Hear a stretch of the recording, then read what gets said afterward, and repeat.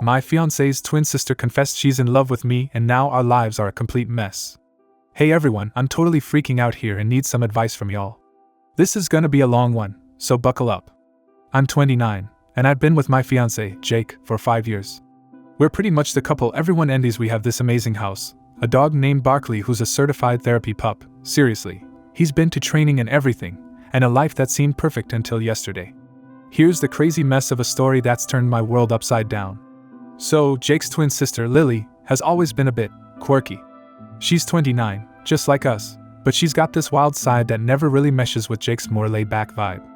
Think of her as the human embodiment of a fireworks display, beautiful but unpredictable. For the past few months, Lily has been crashing at our place while she's in between jobs. I never had a problem with it. In fact, I thought it was kinda sweet that we were all bonding more. But holy crap, was I wrong. It all started last Saturday. Jake and I were hosting a little barbecue in our backyard. It was one of those perfect summer days. The sun was shining, the smell of grilled burgers was wafting through the air, and Barkley was busy being his adorable self, begging for scraps. The whole gang was there, my best friend Claire, Jake's buddy Mike, and of course, Lily. Everything was going great until Lily pulled me aside, looking all serious and crap. "Hey, can we talk for a second?" she asked, her voice shaky. Sure. What's up?" I replied, trying to keep the conversation light. I thought she might need some help with something, maybe a recipe or how to deal with the neighbor's cat that kept stealing our birdseed. We moved to the side, away from the chatter. That's when she dropped the bomb. "I've got to tell you something, and it's gonna sound insane. But I need you to know it's true. I'm in love with you." I froze. My mind did this weird reset thing, like my brain had just encountered a Windows blue screen of death. I must have looked like a deer caught in headlights because Lily's eyes got all wide, and she started to ramble. "I know it sounds crazy, and I know you're with Jake, and he's my brother, but I can't help it. I've tried to ignore it, but it's like this giant elephant in the room, and it's suffocating me." My mouth opened and closed like a fish out of water. I couldn't even muster a "What the frick?" I mean, who says that? But then I thought, okay, maybe she's just drunk, or maybe she's joking. But no, her eyes were serious, and she looked like she was about to burst into tears. I managed to mumble, "Lily, this is a lot. Are you serious right now?" She nodded. "Yes, I am. And I know you probably think I'm crazy. But I need you to know that I'm not messing with you. I've been in love with you for as long as I can remember. Before you and Jake even got together. Before high school, even. I tried to push it away, but it's like a part of me now." My brain was still trying to process this, but Lily's confession was just the beginning. My heart was pounding like a drum solo in a rock concert, and all I could think was, "What the actual heck?" Before I could even begin to form a coherent response, Jake walked up. "Hey, what's going on over here?" He looked from Lily to me, and his face turned from normal to confused in about 2 seconds flat. Lily took a deep breath, like she was about to dive into a pool of ice water. "Jake, I need to tell you something too. I'm in love with your fiancé. I've loved her for years, and I can't keep it inside anymore." Jake's face went from confused to pale as a ghost. "What? Lily, what are you talking about? This isn't funny." Lily grabbed my arm. "I'm not joking, Jake. I'm serious. I've tried to stay away, but I can't. I want her, and I don't know what to do." Jake stood there, staring at us, his mouth opening and closing like he was about to say something, but no words came out. Then he turned and walked away, leaving Lily and me standing there, completely dumbfounded. It felt like the world had tilted off its axis. Claire, who had been eavesdropping from a distance, came rushing over. "What the heck just happened? Did Lily just confess to you? What's going on?" I shook my head, feeling like I was in some kind of bizarre dream. I don't even know anymore. This is insane. Lily just told me she's in love with me, and Jake's freaking out. I don't know what to do, Claire. This is beyond messed up. Claire put a hand on my shoulder. "Okay, first things first, let's all take a deep breath. This is a lot to process. Let's just sit down and talk about this. We'll figure it out, okay?" We moved to the patio, where everyone else was still enjoying the barbecue, oblivious to the bombshell that had just dropped. Claire and I sat on the deck, trying to make sense of everything. I felt like I was on a roller coaster, and the track had just disappeared into thin air. A few minutes later, Jake came back, looking like he'd aged 10 years in the span of 5 minutes. He sat down across from us, his eyes red-rimmed and tired. I don't know what to say. This is just a lot. Lily, why didn't you tell me before? Why now? Lily, who was now sitting next to me, looked down at her hands, her voice barely a whisper. I was scared, Jake. I thought I could bury it deep down and make it go away. But it didn't. It just grew and grew, and now I can't ignore it anymore. I had to tell you, even if it meant everything falling apart. Jake ran a hand through his hair, looking like he was about to pull it out. I don't even know how to process this. You're my twin sister. You're supposed to be my other half. And you're in love with my fiancé? This is it's so messed up. I could see the pain in Jake's eyes, and it broke my heart. But at the same time, I couldn't ignore what Lily had said. I mean, how do you deal with something like this? It felt like my entire life had turned into a soap opera. After what felt like an eternity, Claire spoke up, breaking the heavy silence. Okay, we need to figure this out. This is not something that can be ignored or swept under the rug. Lily, you need to give Jake some space to process this. And your name, you need to think about what you want. This is a huge, massive deal, and we need to handle it with care. I nodded, trying to keep my head above the tidal wave of emotions. I don't know what I want. I love Jake, but I can't ignore what Lily just told me. This is like a freaking tornado in my life. I never saw this coming. How the heck do you even deal with something like this? Jake stood up, looking lost. I need some time alone. I can't think straight right now. I'll be in the guest room. And with that, he walked away, leaving Lily, Claire, and me sitting there, feeling like we were in the middle of a never-ending storm. We spent the rest of the evening trying to make sense of everything. Claire and I talked for hours, going over every detail, every possible scenario. Lily was silent for most of it, her eyes red from crying. I felt like I was in some kind of weird, messed up dream, and I just wanted to wake up. The next morning, Jake still hadn't come out of the guest room. Lily and I were sitting in the kitchen, sipping on coffee that tasted like sadness. Claire had gone home to give us some space, and it was just the two of us, in the quiet chaos of our lives. Lily broke the silence. I don't know what to do. I feel like I've destroyed everything. Jake and I have always been so close, and now I've ruined everything.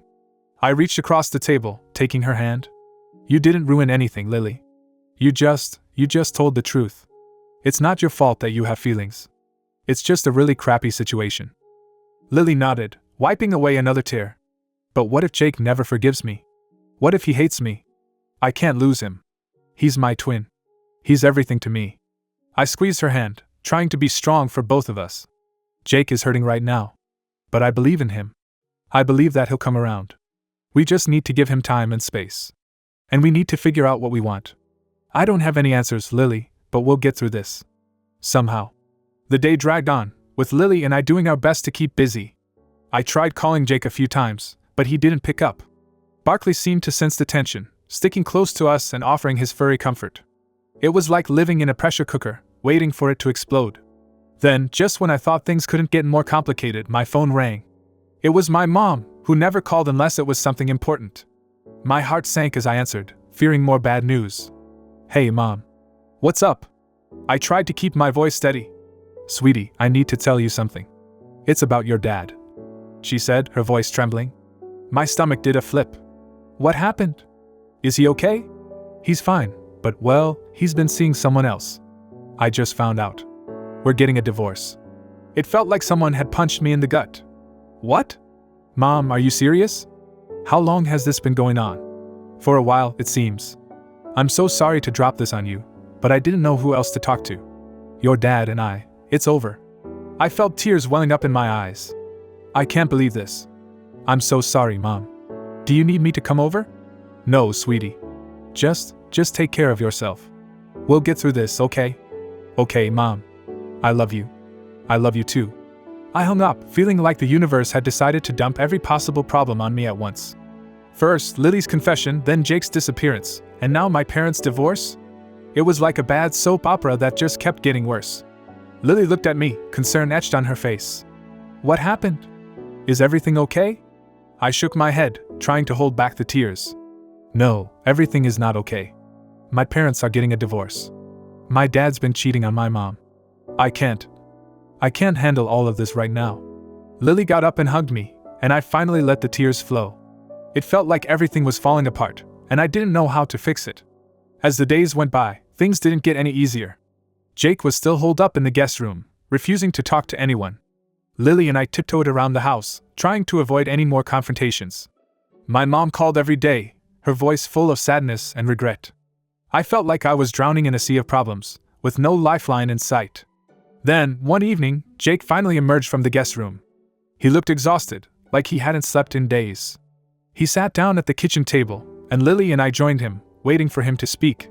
"I've been doing a lot of thinking," he began, his voice hoarse. "This is the most messed up thing that's ever happened to me. I feel betrayed, hurt, and confused. But I love you both, and I can't just walk away from this." Lily and I exchanged a hopeful glance, but Jake held up a hand. "That doesn't mean everything is okay. We need to figure out where we go from here. I need to know if this is something we can work through or if it's something that's going to tear us apart." I took a deep breath, trying to gather my thoughts. "Jake, I love you. I've always loved you." But Lily's confession has thrown everything into chaos. "I don't know how to move forward, but I know I don't want to lose you." Lily nodded, tears streaming down her face. "I'm so sorry, Jake. I never wanted to hurt you. I just couldn't keep it inside anymore. But I understand if you hate me. I wouldn't blame you." Jake sighed, running a hand through his hair. "I don't hate you, Lily. I just need time to process all of this. We need to take things one step at a time.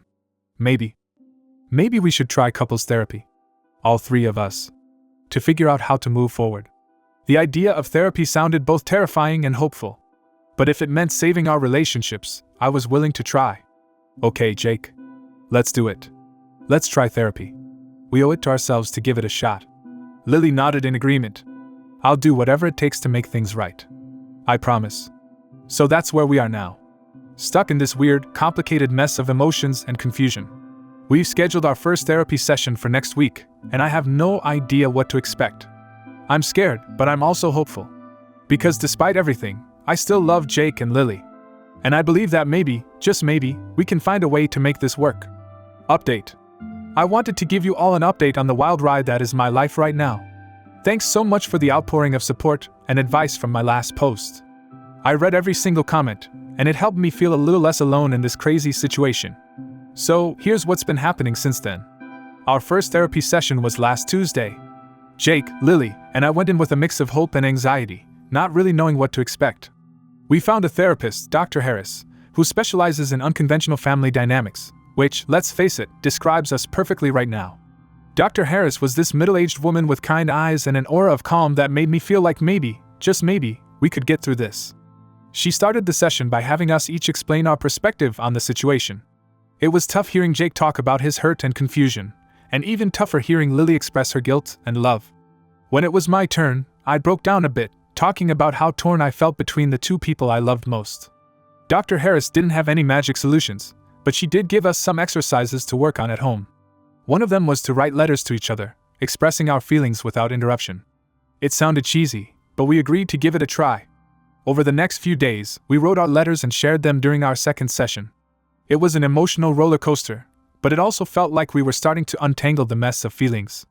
Jake's letter talked about his fear of losing his twin sister and his fiancé.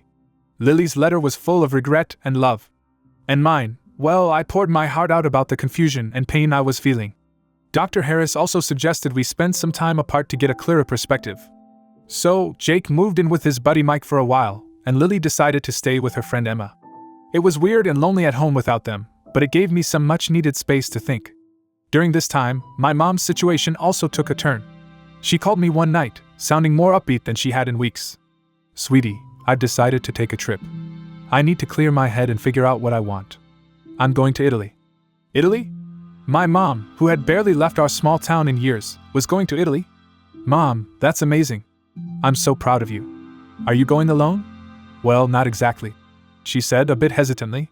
"Remember your dad's old friend, Tom? We reconnected recently, and he's been really supportive. He's coming with me." This was a lot to process. My mom was going on an adventure, and she had a new friend who was coming along. It made me happy for her, but also reminded me how much my own life was in turmoil. Still, it was a good distraction, and I was excited for her. Then, just when I thought things were starting to settle down, I got an unexpected visitor. It was a rainy Friday evening, and I was curled up on the couch with Barkley, watching some mindless TV to take my mind off things. The doorbell rang, and I opened it to find Claire standing there, drenched from the rain and looking like she had seen a ghost. "Claire, what's wrong?" "Come in, you're soaked." She stepped inside, her eyes wide and frantic. "I need to talk to you. It's about Jake." My heart skipped a beat. Is he okay? What happened? Claire took a deep breath, trying to calm herself. He's fine physically. But he told me something, and I didn't know who else to turn to. We sat down on the couch, and she started to explain. Apparently, Jake had been confiding in her about everything that was going on. That wasn't surprising, they were close friends after all. But what she told me next left me reeling. Jake's been talking to someone else, someone from his past. An old flame, I guess you could say. Her name's Sarah, and she reached out to him when she heard about what was happening. They'd been talking a lot, and he admitted to me that he's starting to have feelings for her again. I felt like the floor had been pulled out from under me. What? Jake never mentioned anything about Sarah. Who is she? Claire looked down, her hands twisting in her lap. She was his high school sweetheart. They broke up before he met you, but they were really serious back then.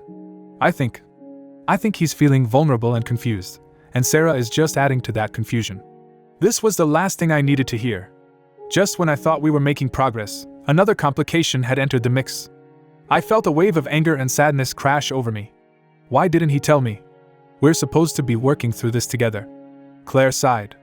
I think he's scared, and he doesn't want to hurt you more than he already has. But you need to talk to him about it. You deserve to know what's going on. I nodded, feeling a mixture of dread and determination. You're right. I'll call him and ask him to come over. We need to talk about this. That night, Jake came over, looking as tired and conflicted as I felt. We sat down at the kitchen table, the same place where all this chaos had started. I heard you've been talking to Sarah. I began, trying to keep my voice steady. Jake looked surprised but didn't deny it. Yeah, she reached out to me. We've been talking, but it's not what you think. I'm just trying to figure things out. I felt a lump in my throat. Why didn't you tell me? We're supposed to be working through this together, Jake. He sighed, running a hand through his hair. I didn't want to add more to your plate. You've been dealing with so much already. Sarah is she's a reminder of a simpler time. But it's not like I'm running off with her. I'm just confused. I took a deep breath, trying to calm the storm of emotions inside me. I understand you're confused, Jake. We all are. But if we're going to make this work, we need to be honest with each other. No more secrets. No more hiding. Jake nodded, his eyes filled with regret. You're right. I'm sorry. I should have told you. Let's go to our next therapy session and talk about this. All of it. And so, that's where we are now. Back in therapy, trying to untangle the web of feelings and confusion that has taken over our lives. It's not easy, and some days it feels like we're just spinning our wheels. But we're trying. We're fighting for our relationships, for our future. As for my mom, she's having the time of her life in Italy.